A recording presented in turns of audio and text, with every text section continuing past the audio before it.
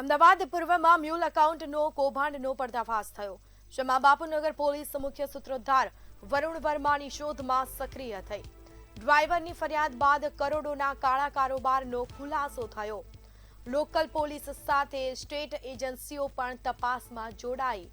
ગેંગે 75 થી વધુ mule account ખોલ્યાની આશંકા. દેબાંગ શ્રીમાળી, સન્ની રાય, જયદીપ આહિરની નામ ચર્ચામાં. પોલીસે ગેંગના આરોપી ક્રિષ્ના પેન્ટાની પણ ધરપકડ કરી. મ્યુલ એકાઉન્ટ મારફતે કરોડોના હવાલા, ગેમિંગનો પર્દાફાશ. અપહરણ, ખંડણી વસૂલવાના ગંભીર આરોપોની તપાસ તેજ. ગરીબોને લાલચ આપી ફ્રોડમાં ધકેલતી ગેંગ ઉપર સકંજો. મુખ્ય આરોપી વરુણ વર્મા સુધી પોલીસ પહોંચે તે સવાલ. શું કરોડોના હવાલા અને સાયબરના નેટવર્કનો પર્દાફાશ થશે?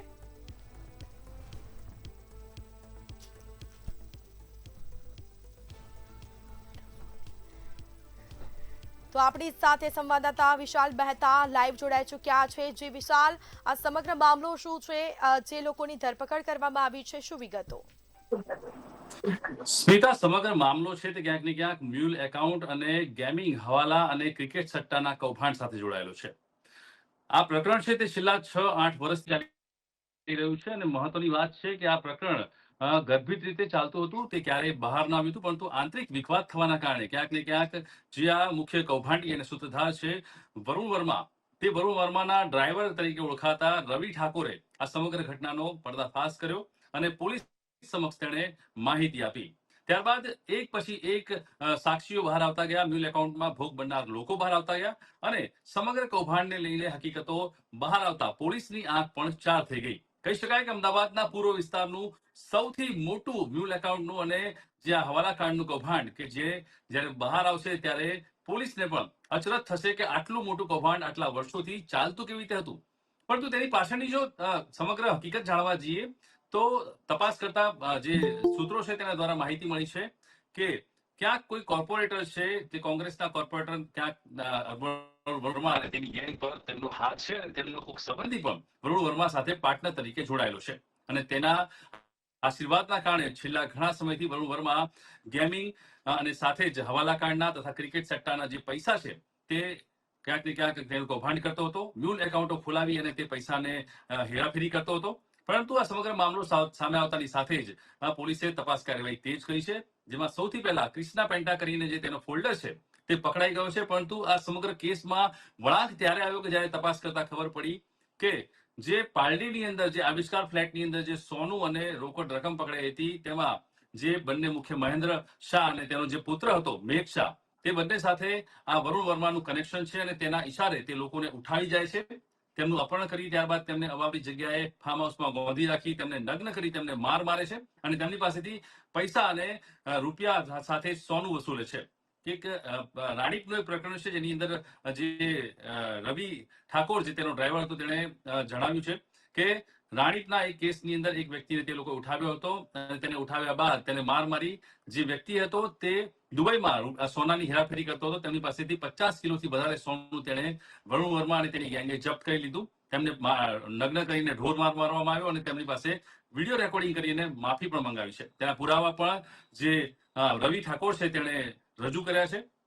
આ સમગ્ર પ્રકરણમાં ક્યાંક ને ક્યાંક પોલીસને એક મોટું નેટવર્ક સામે આવતું હોય તેવું લાગી રહ્યું છે અને સૌથી મોટી વાત એ છે કે જે સુરતની અંદર જે ચિરાગ ગોટી પકડાયો હતો તેના વિચારોના, તેની વિચારધારાના આધારે જ આ વરુણ વર્મા પણ ક્યાંક પોતે સમગ્ર ગુજરાત અને દેશની અંદર મોટું નામ કરવા માંગતો હોય તેવી હકીકતો અત્યારે સામે આવી રહી છે. જેમ સુરતની અંદર પોલીસ કમિશનરે ચિરાગ ગોટીને ક્યાંક ધૂળ ચાટતો કરી દીધો અને જે નિર્દોષ લોકોના જે રૂપિયા ગયા હતા તેને અપાવવા માટે થઈ અને તેની મિલકતો જપ્ત કરવામાં આવી, તે જ રીતે તે કમિશનર અત્યારે આજે અમદાવાદના કમિશનર તરીકે પ્રસ્થાપિત થયા છે અને તે કાર્યરત છે.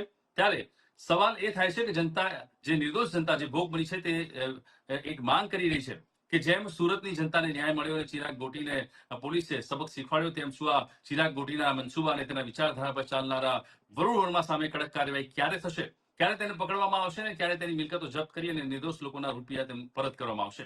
પરંતુ અત્યારે હાલમાં તપાસ કાર્યવાહી ચાલુ છે. બાપુનગર પોલીસ, સ્થાનિક લોકલ પોલીસ અને સાથે જ જે સ્ટેટ એજન્સી છે એટલે કે ક્રાઇમ બ્રાન્ચ, સાથે જ એટીએસ અને સાથે જ ડીઆરઆઈ, આ તમામ એજન્સીઓ આ કેસની અંદર રસ લઈ રહી છે. એટલે જોવાનું રહેશે કે આગામી સમયમાં આ સમગ્ર કેસની અંદર જે વોન્ટેડ વરુણ વર્મા અને તેની ગેંગ છે, તેની ગેંગના અંદરના કેટલાક નામો જે બહાર આવ્યા છે, જેમ કે જયદીપ આહિર ઉર્ફે ગોટી, કટોરી અને સાથે જ તેના અન્ય આરોપીઓ છે. તે તમામ આરોપીઓ જે છે તેને ક્યારે પકડવામાં આવે છે અને તેમની પૂછપરછમાં મોટા ઘટસ્ફોટ થાય તેવી અત્યારે હાલમાં શક્યતાઓ વર્તાઈ રહી છે. પરંતુ મ્યુલ એકાઉન્ટનું આ સૌથી મોટું અમદાવાદ પૂર્વનું કૌભાંડ કહી શકાય, જેની અંદર 75 થી વધારે મ્યુલ એકાઉન્ટ ખોલવામાં આવ્યા હોવાની હકીકત અત્યારે હાલમાં પ્રાથમિક તબક્કે માહિતી દ્વારા બહાર આવી રહી છે અને તેની અંદર કરોડો રૂપિયાના ટ્રાન્ઝેક્શન થયા છે તેવી હકીકતો સામે આવતા પોલીસની પણ આંખો ચાર થઈ ગઈ છે અને કાન સવળા થઈ ગયા છે. અને હવે પોલીસે વરુણ વર્મા અને સાથે જ તેની ટોળકીને પકડવા માટે તપાસનો તખ્તો તૈયાર કર્યો છે. વરુણ વર્મા જે અમદાવાદના બાપુનગર વિસ્તારમાં રહેતો રહેવાસી છે, જીવન સાધના નામની સ્કૂલ જે છે તે સ્કૂલના ટ્રસ્ટી એટલે કે સિદ્ધાર્થ વર્માનો પુત્ર છે વરુણ વર્મા. તેણે આ સમગ્ર કૌભાંડની અંદર આ કેસને ક્યાંક ને ક્યાંક તપાસમાં બહાર આવ્યું છે કે તે મુખ્ય આરોપી છે અને કિંગ પિન છે.